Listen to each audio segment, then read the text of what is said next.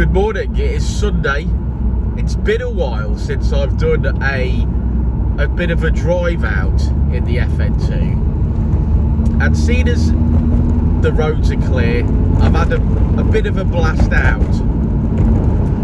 I think I've missed the FN2 more than I realised. It was always sort of at work in bits, and I was looking for parts, and I was dealing with the insurance and stuff. So it seemed a bit of a stressy time. But being back in the FN2, it gives me a sense. It's gratifying because not only, honestly, does it drive better than it ever has done before. So thank you, Richard. But it's just such a nice place to be. I've been driving the Evo a lot recently, and yes, that car is immense. It's the ultimate handling machine, and it's brilliant. But there's something about this FN2, my FN2, I believe, that sort of, for want of a better word, gives you what you want when you want to take a car out for a blast out. It sounds more aggressive than the Evo. It's louder in here, but more louder because there's more sense of. I think I feel more connected to this car. So I feel a bit like when Han Solo says to Chewie, "Punch it." It's like I'm putting my foot down and I'm getting what I expect. And maybe that's because I'm used to the FN2. And maybe that's because I know what it's capable of. But since I've been driving it and it's been back on the road after its repair, it actually does handle better. Now this could be several different reasons really. I hadn't really spent lots of time driving it since the cams went in and since Richard mapped it up. But now that it's back on the road, it's had white line front and rear anti-roll bars, and it's had a set of new tyres.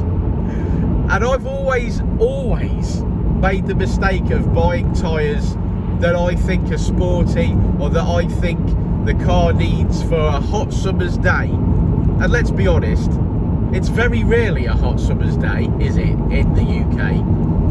So generally the roads are pretty shite, pretty greasy, bit of drizzle.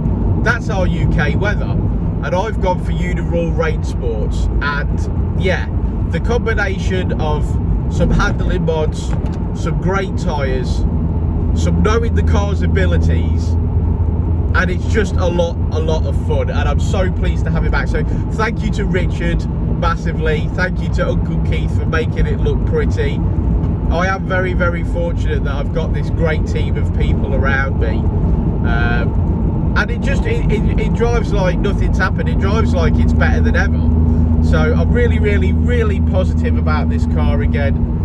I'm not sure what to do next with it, so suggestions below. We're running about 243 brake horsepower. Yeah, 243. It's got drag cartel dropping cabs. You guys that follow these videos, you know what mods I've got. So suggestions for what to do next. Genuinely, I don't think boosting this car is what's going to happen. So I'm looking at improving the car. Other than that, other than boosting, I've got a K20 Turbo Colt. I've got the Evo. This is just something that I can just jump in and just do anything and go anywhere. And yeah, it's not that bad on fuel. So like I was saying in a video the other day on the YouTube channel, you put a tank of fuel in this car, you can go anywhere, anywhere, and probably get back again. The FN2 is something that I like to jump in of an evening, or at the weekends and blast out in, take your brain out for a little while. I had a few little plays with some other motors yesterday. I raced some. When I say raced, I had just a little play with some Golfs, and then I did go up against a Range Rover of some description and did get away from it. He was definitely racing. So I'm not sure what was in that, but it's irrelevant because I was having fun and dropping bombs. We've got a bit of a pops and bangs map on overrun on this car, so every time the shift lights light up, I know that my torpedoes are loaded and it will fire some flames out the back. A great thing to behold of an evening when the light's getting low. But yeah, I'm absolutely loving it. I'm wondering what to do next other than just, you know, drive it and enjoy it. Like I say, it's been a while since I've done a Sunday drive out video, and I hope all you guys are well. It's important to get some time to yourself, whether that be in the car or whatever that you enjoy doing, whether it's Xbox gaming or whatever. It's important to get that sort of time to yourself. And I used to talk about this a lot, mental health and stuff like that, and I think as a community we've all got this binding glue that is you know, enthusiastic about cars. If anyone ever needs to chat or wants to talk or gets lonely or a bit down, then, you know, I'm here for you. If you want to speak to me or drop me a message, make sure that you do. I see a lot of social media doing a lot of damage for people, and I think as a community, this community, certainly the Dynodaze community that watches the live streams in the morning, we're a bit of a gang that all pull together and try and lift people up. So if that's what you're looking for, then get on the live chats of a morning that we do in Dynodaze. It's a great community. We drink some coffee, we have a laugh, and we talk about the day ahead, and I'd like to invite you to be there with us and be part of that. Dynodaze itself does a great Honda meet last Saturday of every month. You don't have to have a Honda, you don't have to go on the dyno, you can just turn up and enjoy a bit of a chilled session of walking around looking at engine bays. We had an absolutely great meet there yesterday where people stuck around to the end just to see a customer collect a Toyota Supra that Uncle Keith had liquid wrapped. That was a fantastic car. The video's gone live and I'm really hoping it does well because it deserves it. It deserves to do well. Keith's hard work, a stunning effect of candy red. It's amazing, and I've said it quite a lot recently.